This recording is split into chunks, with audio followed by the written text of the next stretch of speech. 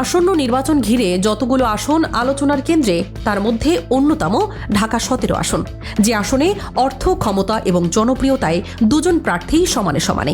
একদিকে আছেন বিএনপির হেভিওয়েট প্রার্থী তারেক রহমান, অন্যদিকে জামায়াত প্রার্থী ডাক্তার খালেদুজ্জামান। প্রশ্ন উঠছে, কার হাতে যাবে ঢাকা 17 আসনের নেতৃত্বের চাবিকাঠি? রাজনৈতিক মাঠে নতুন হাওয়া, ঢাকা 17 আসনে ডাক্তার খালেদুজ্জামান। আসন্ন ত্রয়োদশ জাতীয় সংসদ নির্বাচনকে সামনে রেখে রাজনৈতিকভাবে গুরুত্বপূর্ণ ও হেভিওয়েট আসন ঢাকা 17-এ শুরু হয়েছে জোর প্রস্তুতি। এই আসনে বাংলাদেশ জামায়াত ইসলামীর প্রার্থী হিসেবে মনোনয়নপত্র জমা দিয়েছেন ডাক্তার এস.এম. খালেদুজ্জামান। মনোনয়নপত্র সংগ্রহ ও জমা দেওয়ার পুরো কার্যক্রম জুড়ে তার সঙ্গে ছিলেন জুলাই যোদ্ধারা। তারা জানান, কোনো দলীয় পরিচয়ের কারণে নয়, বরং ডাক্তার খালেদুজ্জামানের সততা, কাজ ও মানুষের কল্যাণে নিরলস প্রচেষ্টার কারণেই তারা তার পক্ষে অবস্থান নিয়েছেন। জনগণের সেবার মাধ্যমে তিনি সাধারণ মানুষের মন জয় করতে সক্ষম হয়েছে বলেও মত দিয়েছেন।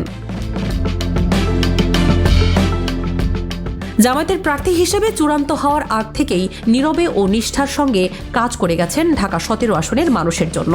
ঝড় বৃষ্টি উপেক্ষা করে মানবতার সেবায় নিজেকে উজাড় করে দেওয়ার দৃষ্টান্ত স্থাপন করেছেন তিনি। গত 28 ডিসেম্বর ঢাকার সেগুনবাগিচায় রিটার্নিং কর্মকর্তার কার্যালয়ে জুলাই যোদ্ধাদের সঙ্গে নিয়ে আনুষ্ঠানিকভাবে মনোনয়নপত্র জমা দেন তিনি। এর আগের দিন 27 ডিসেম্বর ঢাকা উত্তর সিটি কর্পোরেশনের সহকারী রিটার্নিং অফিসারের কার্যালয় থেকে জুলাই যোদ্ধাদের সঙ্গেই মনোনয়নপত্র সংগ্রহ করেন এই জামায়াত প্রার্থী। ঢাকা 17 আসনে বিএনপির প্রার্থী তারেক রহমান, রাজনীতিতে নতুন উত্তেজনা। অন্যদিকে ত্রয়োদশ জাতীয় সংসদ নির্বাচনে অংশ নিতে ঢাকা 17 আসনের জন্য মনোনয়নপত্র জমা দেন বিএনপির চেয়ারম্যান তারেক রহমান। গেল 28 ডিসেম্বর সকালে সেগুনবাগিচায় অবস্থিত ঢাকা বিভাগীয় কমিশনার ও রিটার্নিং কর্মকর্তার কার্যালয়ে তার পক্ষে মনোনয়নপত্র সংগ্রহ ও জমা সম্পন্ন করা হয়। বিএনপির চেয়ারপারসনের একান্ত সচিব এবিএম আব্দুস সাত্তার নির্ধারিত সময়ে উপস্থিত থেকে প্রয়োজনীয় কাগজপত্র দাখিল করেন। বিএনপির মিডিয়া সেল জানায়, সব আইনি ও প্রক্রিয়াগত ধাপ অনুসরণ করেই ঢাকা 17 আসনের জন্য তারেক রহমানের মনোনয়নপত্র জমা দেওয়া হয়েছে। একই আসনে প্রথম দিকে প্রার্থী হওয়ার আগ্রহ দেখিয়েছিলেন বাংলাদেশ জাতীয় পার্টির চেয়ারম্যান আন্দালিব রহমান পার্থ এবং মাঠ পর্যায়ে কাজ শুরু করেছিলেন তার কর্মীরা। তবে পরবর্তীতে তিনি ঢাকা 17 আসন থেকে সরে দাঁড়ানোর সিদ্ধান্ত নেন। রাজনৈতিক সম্মান ও পারস্পরিক সমঝোতার ভিত্তিতে তিনি এই আসন ছেড়ে দেন বলে দলীয় সূত্রে জানা গেছে। তার সরে দাঁড়ানোর সিদ্ধান্তের পর ঢাকা 17 আসনে নির্বাচনী চিত্র নতুন রূপ নেয় এবং তারেক রহমানের মনোনয়নকে কেন্দ্র করে রাজনৈতিক অঙ্গনে আলোচনার মাত্রা আরও বেড়ে যায়। নির্বাচনী প্রচারণায় মিডিয়া উপকমিটি গঠন করেছেন তারেক রহমান। মনোনয়নপত্র জমা দেওয়ার পরেই ত্রয়োদশ জাতীয় সংসদ নির্বাচনকে সামনে রেখে ঢাকা 17 সংসদীয় আসনে বিএনপির ভারপ্রাপ্ত চেয়ারম্যান তারেক রহমানের পক্ষে নির্বাচনী প্রচার কার্যক্রম জোরদার করা হয়েছে।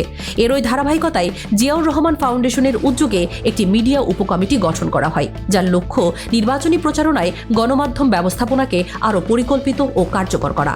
গেল 6 জানুয়ারি জিয়াউর রহমান ফাউন্ডেশনের নির্বাহী পরিচালক অধ্যাপক ডাক্তার ফরহাদ হালিম ডোনারের অনুমোদনে এই কমিটি ঘোষণা করা হয়। নবগঠিত কমিটিতে আহ্বায়ক হিসেবে দায়িত্ব পেয়েছেন জাহিদুল ইসলাম রনি। যুগ্ম আহ্বায়ক করা হয়েছে কৃষিবিদ মোকসেদুল মুমিন মিথুনকে এবং সদস্য সচিব হিসেবে দায়িত্ব পালন করবেন ইঞ্জিনিয়ার মোহাম্মদ এনামুল হক। নেতৃবৃন্দরা জানান, তারেক রহমানের রাজনৈতিক অবস্থান ও কর্মসূচি গণমাধ্যমে ইতিবাচক ও তথ্য নির্ভরভাবে তুলে ধরা, জনমত গঠন এবং বিভ্রান্তিকর তথ্য মোকাবিলায় মিডিয়া উপকমিটি সক্রিয়ভাবে কাজ করবে। পাশাপাশি ঢাকা 17 আসনে নির্বাচনী প্রচারণায় একটি সংগঠিত ও সমন্বিত মিডিয়া কার্যক্রম নিশ্চিত করা হবে। নির্বাচনী প্রচারণায় মাঠে নেমে পড়েছেন ডাক্তার খালেদুজ্জামান, নতুন সম্ভাবনা। নির্বাচনী প্রচারণায় একই সাথেই মাঠে নেমে পড়েছেন ঢাকা 17 আসনে জামায়াতে প্রার্থী ডক্টর খালেদুজ্জামান।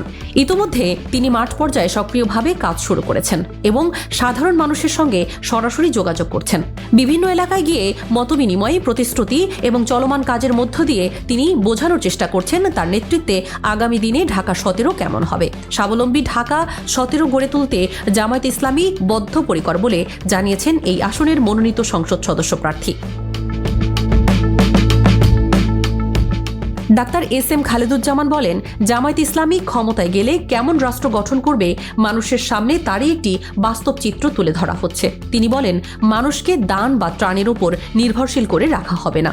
পরিকল্পিত কর্মসংস্থানের মাধ্যমে মানুষকে স্বাবলম্বী করা হবে। পাশাপাশি তিনি আরও বলেন, জামায়াত ক্ষমতায় গেলে দেশকে দুর্নীতিমুক্ত করা হবে, বৈষম্যহীন সমাজ গড়ে তোলা হবে এবং প্রতিটি মানুষ সমান অধিকার ও কর্মসংস্থানের সুযোগ পাবে ইনশাল্লাহ। নির্বাচনী হলফনামায় তারেক রহমানের সম্পদের হিসাব।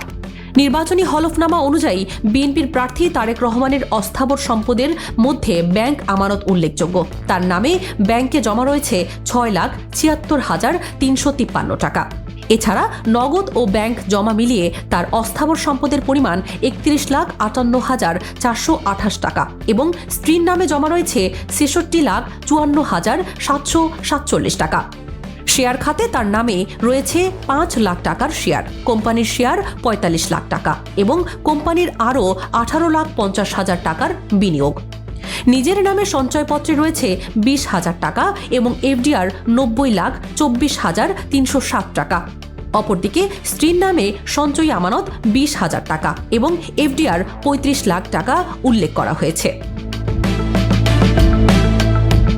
হলফনামায় স্থাবর সম্পদের হিসাবেও বিস্তারিত তথ্য দেওয়া হয়েছে।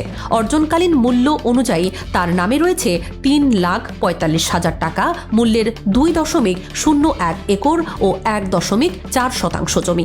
এছাড়া নিজের নামে আরও 2.9% জমি দেখানো হয়েছে। যৌথ মালিকানায় রয়েছে 111.25% জমি এবং 800 বর্গফুট আয়তনের একটি দোতলা ভবন। ব্যক্তিগত সম্পদের তালিকায় অর্জনকালীন মূল্য অনুযায়ী স্বর্ণের পরিমাণ 2,950 টাকা এবং আসবাবপত্রের মূল্য 1,79,500 টাকা উল্লেখ করা হয়েছে। নির্বাচনী হলফনামায় ডাক্তার খালেদুজ্জামানের বিপুল সম্পদ। নির্বাচনী হলফনামা অনুযায়ী জামায়াত ইসলামী মনোনীত প্রার্থী ডাক্তার এস.এম. খালেদুজ্জামান পেশায় চিকিৎসক হলেও মূলত একজন সফল ব্যবসায়ী। তার হলফনামা থেকে জানা যায়, ব্যবসা খাত থেকে তার বার্ষিক আয় 3,52,00,000 টাকা, অর্থাৎ প্রায় 3.5 কোটি টাকা। এর বাইরে শেয়ার বাজার, সঞ্চয়পত্র ও ব্যাংক আমানত থেকে তিনি বছরে প্রায় 12 লাখ টাকা আয় করেন। সব মিলিয়ে মাসিক গড় আয় দাঁড়ায় প্রায় 30 থেকে 35 লাখ টাকার মধ্যে।